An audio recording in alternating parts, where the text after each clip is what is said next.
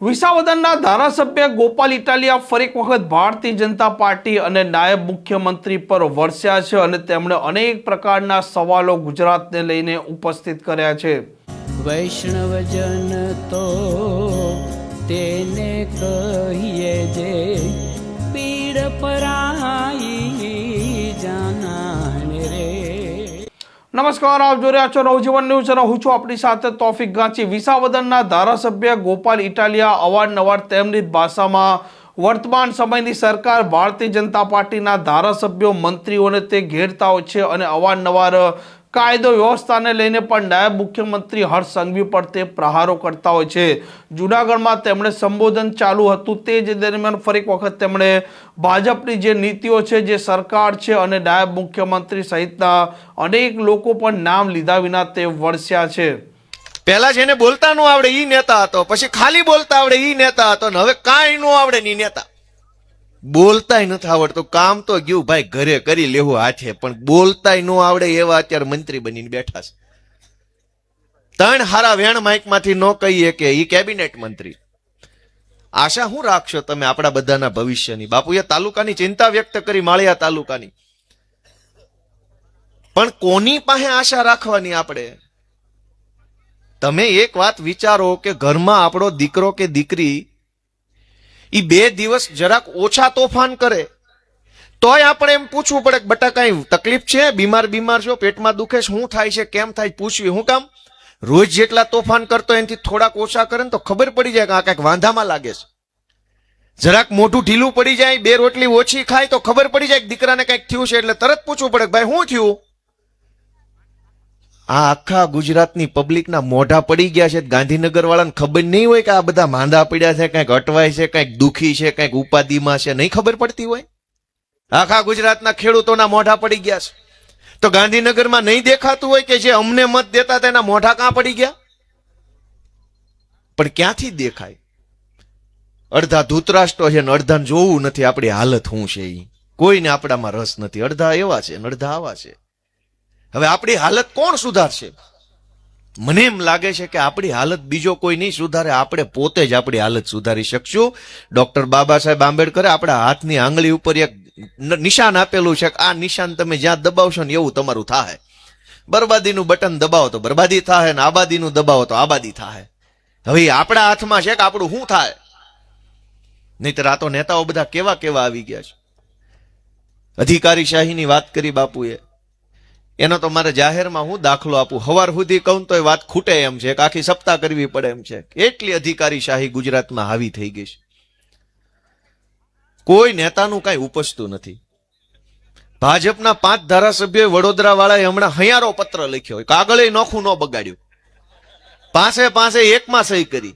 કેટલા દાજ્યા હશે, 5 કાગળ નો લખ્યા, ભેગું કર્યું। ખબર છે બધાને કે નથી ખબર? બધાને ખબર છે, કોકને જ। ભાજપના 5 ધારાસભ્યોએ એક પત્ર સરકારી લેટરપેડ ધારાસભ્યના લેટરપેડ ઉપર એમ લખ્યું કે અમારું કાંઈ ઉપજતું નથી મામલતદારો પાસે, લ્યો કરો હાચમ। ભાજપના ધારાસભ્યોનું મામલતદાર પાસે કાંઈ ઉપજતું નથી એવું ધારાસભ્યોએ લખીને આપ્યું, અને કોને આપ્યું? મુખ્યમંત્રીને। મને તો ઈ ખબર છે કે મુખ્યમંત્રી આવો કાગળ લખવા માંગે છે, પણ ઈ કોને લખે? આ તો ધારાસભ્ય હતા જ મુખ્યમંત્રીને લખ્યો, ઈ કોને લખે કે અમારું એને ઉપજતું એમ? હાવ લોલમ લોલ સરકાર હાલે છે, લોલમ લોલ।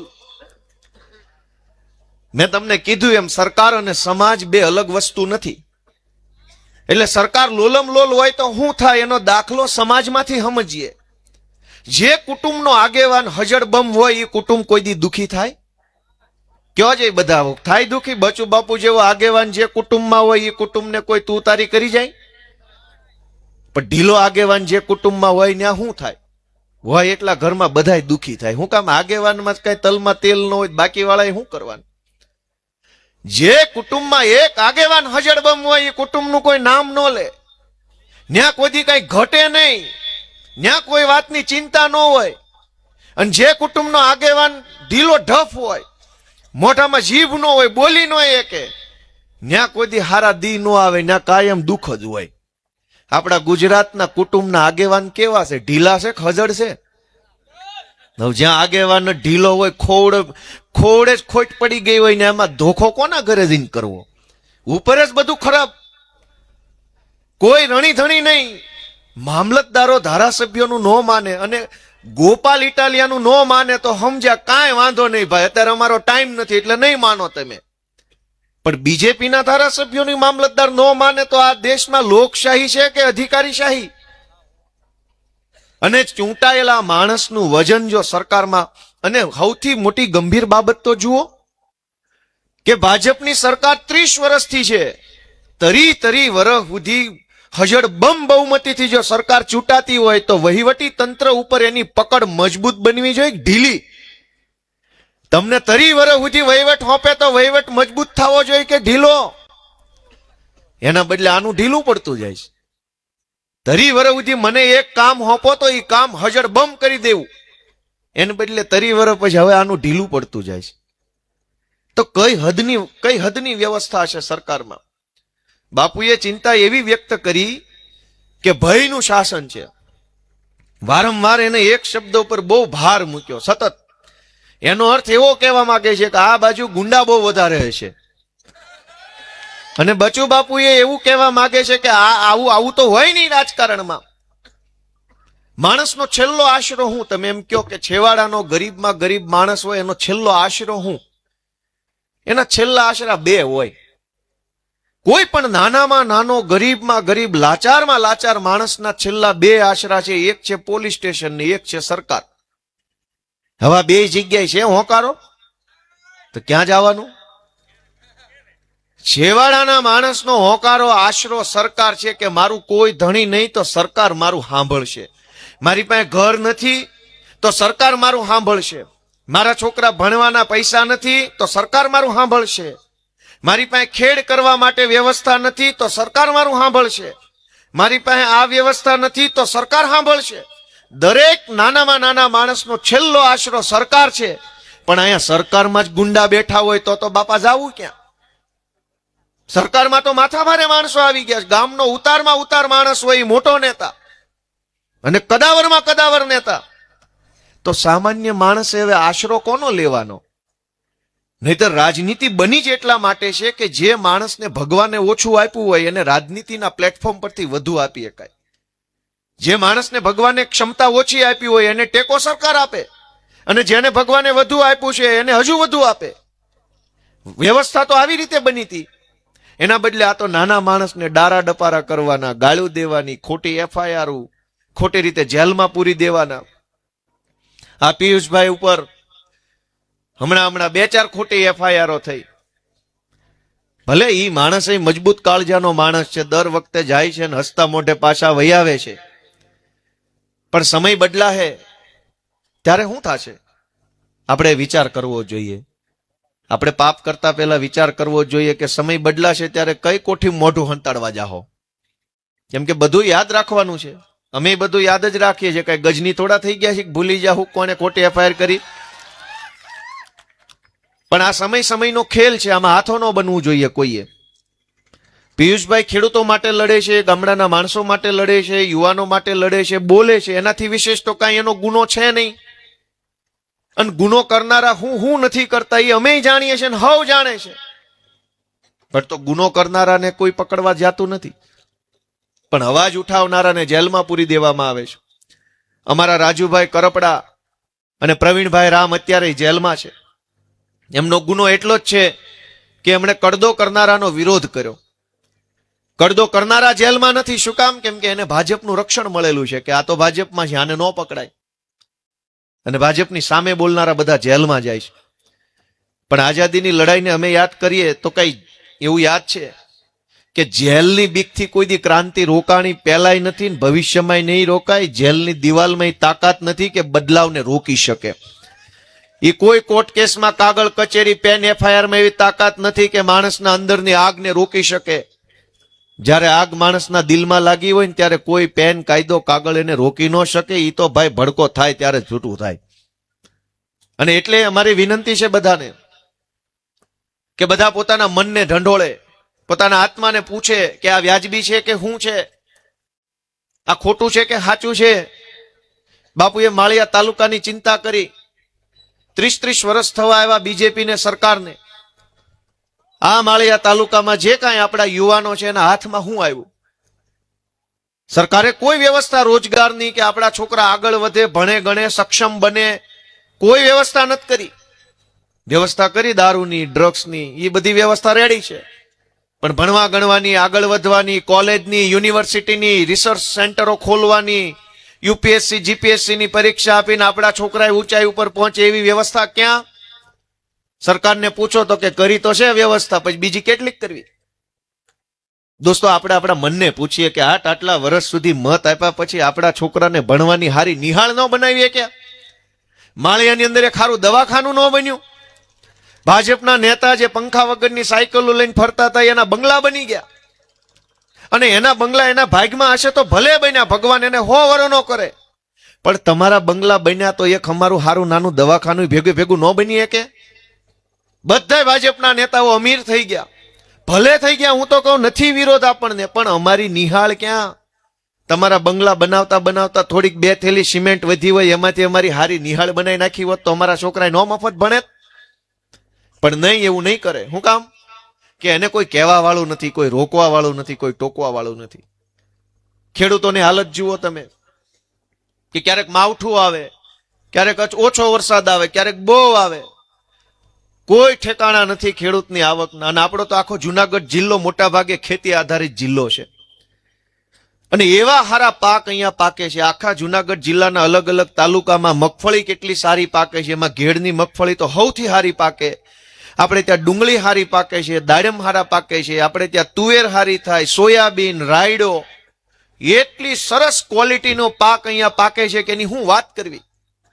30 વર્ષ થઈ ગયા અહીંયા મોટી એગ્રો ઇન્ડસ્ટ્રીઝ આવી શકે એમ હતી. 200-500 એકર જમીન કે વીઘા જમીનને કરીને મોટી ઇન્ડસ્ટ્રીઝ બનાવી શકાય હોત કે સિંગ અહીંયા પાકે, એનું તેલ અહીંયા નીકળે, બ્રાન્ડ કરીને દુનિયા આખી વેચાય, પણ ન થયું. રાયડો અહીંયા પાકે તો એનું તેલ અહીંયા નીકળવું જોઈએ, કાંઈ વ્યવસ્થા ન થઈ, પબ્લિકનું તેલ કાઢી નાખ્યું, નીકળે એટલું. લૂંટી લીધી, ચૂસી લીધી પબ્લિકને, આખું તેલ કરી નાખ્યું. કોઈ વ્યવસ્થા આપણા માટે ન થઈ. ટેકાના નામે મળતિયાઓને ટેકો આપવામાં આવે છે. આમે ઓણ જોયું કે ટેકાના ભાવે ખરીદી. કોને ટેકો? એના મળતિયાઓને, એના ગુંડાઓને, એના માણસોને કમાવા માટે છે, ખેડૂતો માટે. તમે જુઓ કે મગફળીમાં, સોયાબીનમાં, તુવેરમાં ટેકાના નામે શું હાલે છે? 125 મણ મગફળી સરકાર લેશે તો બાકીની કોના ઘરે દેવાની? કોઈ પૂછવા વાળું નથી, કોઈ આને રોકવા ટોકવા વાળું નથી. દોસ્તો, અમે વળી હું ને પિયુષભાઈ, નિશુદાનભાઈ, ચૈતરભાઈ, રાજુભાઈ ના 7-8 જણાને વળી હું કુમતી હુજી ખામા સોંટ્યા છે ભાજપની. નકર કોણ બોલે છે એવડા મોટા ગુજરાતમાં? કોઈ બોલવા તૈયાર નથી, કોઈને વિરોધ નથી કરવો, બધાને જેમ હાલે એમ હાલવા દો ભાઈ. પણ દોસ્તો, તમારું મન એમ કે આ 4-5 જુવાનિયા જે મથે છે એની સાચી દિશામાં છે તો તમારા આશીર્વાદની અમને જરૂર છે. અમારી ઉપર થોડોક હાથ મૂકજો તમારો, એવી હું વિનંતી કરવા આવ્યો છું. અમે બધા બહુ નાના માણસો છીએ. પિયુષભાઈ બોલતા હતા, હું એક ટશે એની હામું હામું જોઈ રહ્યો. 2021માં પહેલી વખત પિયુષભાઈ જયારે આમ આદમી પાર્ટીમાં જોડાવાની ચર્ચા થઈ, અમે બે અમદાવાદમાં મળ્યા, પછી પાક્કું ચૂક જોડાવાનું છે, ફાઇનલી અમદાવાદ ઓફિસેથી જોડાણા. ત્યારે કોંગ્રેસ પાર્ટીમાંથી ચૂંટાયેલા એક તાલુકા પંચાયતના સભ્ય તરીકે સારું કામ કરતા હતા, પણ મોટા પ્લેટફોર્મ પર નહોતા. બોલવાનું બહુ માપનું ફાવતું હતું. લડાઈ લડતા હતા. આક્રમક સ્વભાવના વ્યક્તિ છે, લડાયક સ્વભાવના વ્યક્તિ છે. અન્યાય થતો હોય તો છાનામાના બેહે નહીં એવા વ્યક્તિ છે. પણ આજ એને જયારે મેં સ્ટેજ ઉપર જોયા કે ધડાધડ હજડ બમ બોલે છે, મેં કીધું આમના હાકે રાખે ને તો મારે હારું. કેટલું સરસ નેતૃત્વ તૈયાર થયું. મિત્રો, આમ આદમી પાર્ટીને તમારે આશીર્વાદ હું કામ આપવાના છે? બચુ બાપુ, અમને હું કામ આશીર્વાદ આપવાના છે? એનું કારણ કહું કે આ પિયુષભાઈ જેવો નેતા પેદા કર્યો. એ હતા પેલા માળિયામાં તાલુકા પંચાયતના સભ્ય હતા, આજ આખું ગુજરાત ઓળખે છે એવો હજડબમ આગેવાન ઉભો કરવાનું કામ આમ આદમી પાર્ટીએ કર્યું. દોસ્તો, રાજુભાઈ કરપડાએ સારું કામ કરે છે, કરતા હતા પેલા, પણ આજ આખું ગુજરાત ઓળખે છે કે નહીં? હું કામ? આમ આદમી પાર્ટીએ એવા હજડબમ આગેવાનને સપોર્ટ આપી, પીઠબળ આપી, જ્યાં જરૂર પડે ને ટેકો આપીને એવા આગેવાન પેદા કર્યા. પ્રવીણભાઈ રામ, યુવરાજસિંહ જાડેજા, ચૈતરભાઈ વસાવા, સાગરભાઈ રબારી, નામ લેવા બેહો તો એવડું લાંબુ લિસ્ટ છે કે લોકોની છાતી ગદગદ ફૂલે. એ બધાય આગેવાનોને આગળ લાવવાનું, મજબૂત બનાવવાનું, ટેકો આપવાનું અને ગુજરાતની જનતાને એક સારો આગેવાન આપવાનું કામ કઈ પાર્ટીએ કર્યું?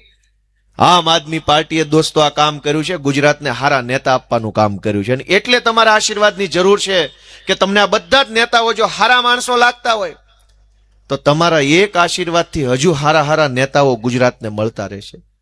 ભાજપે શું આપ્યું ગુજરાતને? રોડ, રસ્તા, વીજળી, પાણી, શિક્ષણ, દવાખાના, સરકારી ઓફિસની વાત તો છોડો.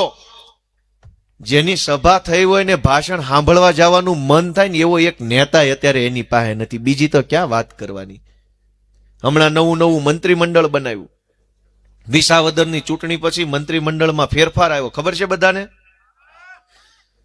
એટલે મને એક ટીવી વાળા ભાઈએ પૂછ્યું કે આ નવું મંત્રીમંડળ બન્યું, તમારું શું કેવું છે ગોપાલભાઈ? તમારી પહેલી પ્રતિક્રિયા આપો. આમ માઇક કર્યું. મેં કીધું મારે કાંઈ પ્રતિક્રિયા આપવી નથી. તમને ખાલી હું એટલું જ કહેવા માંગુ છું કે આ નવા મંત્રી જે બનાવ્યા એની અંદર બહુ લાયકાત છે, બહુ આવડત છે, બહુ અનુભવ છે, બહુ હોશિયાર છે અને બહુ લાયકાત વાળા માણસ છે એટલે બનાવ્યા હોય એવું લાગે છે કે કાંઈ લાયકાત નથી એટલે બનાવ્યા હોય એવું લાગે છે? તમે કયો જઈ, તમારું શું માનવું છે? બહુ લાયકાત છે એટલે બનાવ્યા છે, કાંઈ લાયકાત જ નથી એટલે બનાવ્યા છે? કયો જઈ તમે. આ પહેલી પ્રતિક્રિયા, તમે જાણો. હવે એમાં જે સમજ્યા તે તમારું. ગાંડાને ખબર છે કે કાંઈ લાયકાત નથી એટલે બનાવ્યા છે. એમાં હું પહેલી પ્રતિક્રિયા આપવાની? છેલ્લી પ્રતિક્રિયા આપું કા લાંબુ નહીં હાલે? છેલ્લી પ્રતિક્રિયા પછી લાંબુ હાલવાનું જ નથી તો કેવું હું? પણ દોસ્તો આપણે બધાએ વિચારવું પડશે. વિસાવદરની જનતાએ આપણને બધાને એક રસ્તો બતાવ્યો છે. આપણને એક દીવા દાંડી જેવું કામ કરી બતાવ્યું છે. જો આમ થાય, કરવું હોય તો થઈ શકે એમ છે.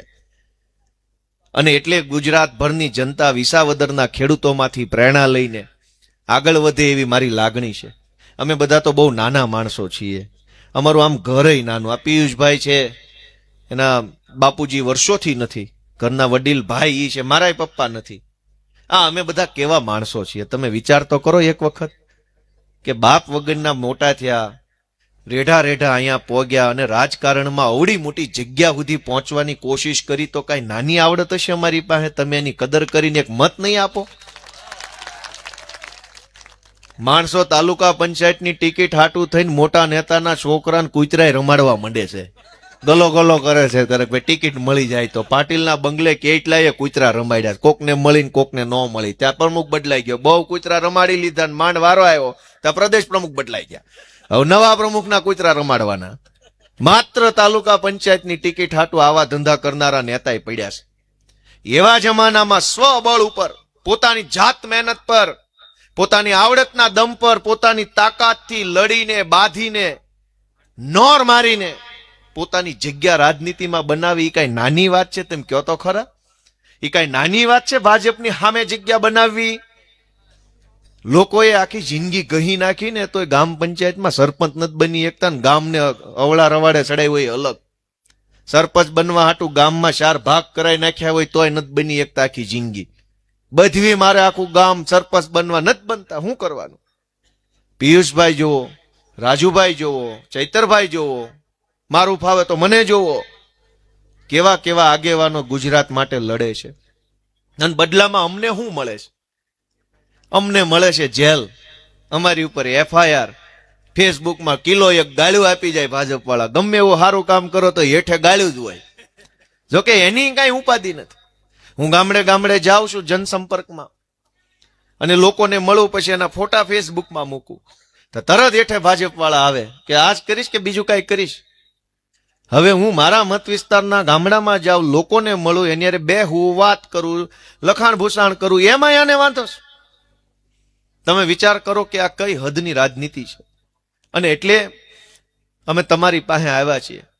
અમારા બધાની ઉપર કેસ બહુ છે.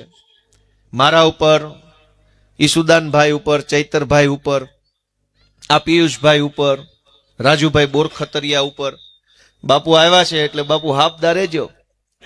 આ તો કેસ કબાડા વાળી પાર્ટી છે. આ તો કેસ કબાડા વાળી પાર્ટી છે. એટલે મારી નમ્ર વિનંતી છે કે આમાં અને આ બધા જમાદારો ઉભા જ છે, કાલ ઉપરથી કોકનો ફોન આવશે કે અમને ઉપરથી છે ભાઈ,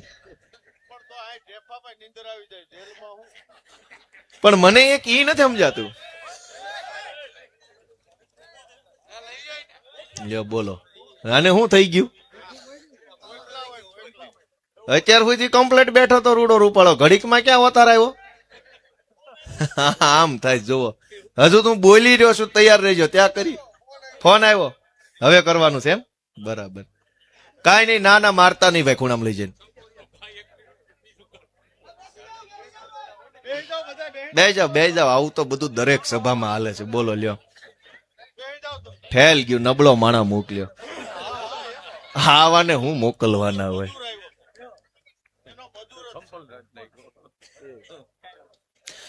બેહો બાપા, બેહો વાલા, બેહો. આ હારું, હું જ્યારથી ચૂંટણી જીત્યો ને ત્યારથી આવું હાલે છે. જે ગામમાં સભામાં જાણ ને એક આવો બેઠો હોય. મને એ નથી સમજાતું કે ભાઈ અમે હું એવું ખોટું કામ કરી નાખ્યું છે કે તમે અમારી સભામાં આ ધંધા કરો છો?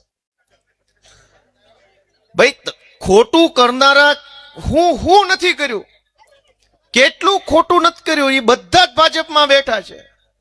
અમારી સભામાં આવીને કોક પ્રશ્ન પૂછી જાય, કોક સપલા મારી જાય, કોક પાણકા મારી જાય. આ શું હાલે છે? તમે વિચાર કરો. મને એમ લાગે છે કે આ લોકોથી જીરવાતું નથી. આવા હારા માણસો, આબરૂદાર માણસો આમ આદમી પાર્ટીમાં જોડાય ને જીરવાતું નહીં હોય. ભાજપે તો એવું કામ કર્યું ને કે હારા માણસોને ઘરે બેહાડી દીધા. અનેક હારા હારા આબરૂદાર, ઇજ્જતદાર, વજનદાર સમાજના માણસો એને ઘરે બેહાડી દીધા હતા. અને હારા માણસો તે લાચારીમાં, મજબૂરીમાં થાકીને કંટાળીને ઘરે બે ગયા. મૂકો લપ પડતી આ ભાજપનું તો કાંઈ થાય એમ નથી. ભલું થાય અમારા વિસાવદરના ખેડૂતોનું કે એને એક રસ્તો કરી આપ્યો હારા માણસોને. અને હારા માણસો વળી પાછા ખુલીને બહાર આવવા લાગ્યા, આમ આદમી પાર્ટીમાં જોડાવા લાગ્યા. તો મારા બેટા ભાજપ વાળાના પેટમાં નકલી તેલ રેડાણું કે હારા માણસો આગળ આવશે તો અમારું શું થાય. પણ હવે તમારું જે થવાનું છે નક્કી કરી રાખ્યું. ચૂંટણી આવવા દો એક વખત. દોસ્તો, હું તમને એક જ વિનંતી કરું છું. પડી ગયું થાળે? એમ નહીં પડે, એ ચૂંટણી પછી જ પડશે.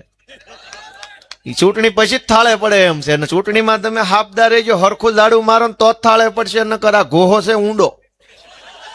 આ ગોહો એમ છે એ વાતે જાય એમ નથી. 30 વર્ષથી ગોહો કર્યો છે અને હાવણા સિવાય હાલે એમ નથી. હવે તો હાથ વાળા કરી કોશિશ પણ હાથે કામ ન થયું. ગોહો જ એટલો બધો, હાવણો જ મારવો પડે એમ છે. અને એટલે તમને વિનંતી કરવી છે કે દોસ્તો જરાક આપણે જાગૃત બનીએ.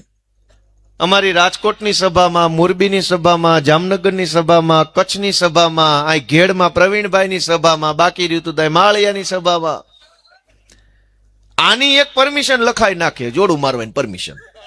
આપણે પરમિશન લેવી ત્યારે કેટલા માણસો મારવા માંગે તો કે 2. એટલે આને ખુરશી આપી દેવાની, પોલીસ બૂમ દેવાના. કેટલા વાગ્યે મારશે તો કે ગોપાલભાઈ 20 મિનિટ બોલે પછી મારશે. આ પરમિશન. એટલે એને ઉપાધિ નહીં, આપણે આપણને ખબર હોય કે 20 મિનિટ પછી 20 ને 22 આવવાનું છે. એટલે 2 મિનિટ ઉભા રહી જાય, એનું કામ કરીને પછી લઈને વયો જવાનું, હળો કરીને ભાઈ નીકળ, હાલ કામ પૂરું. હું ધંધા આદરા છે, હું ધંધા આદરા. તમે વિચાર તો કરો.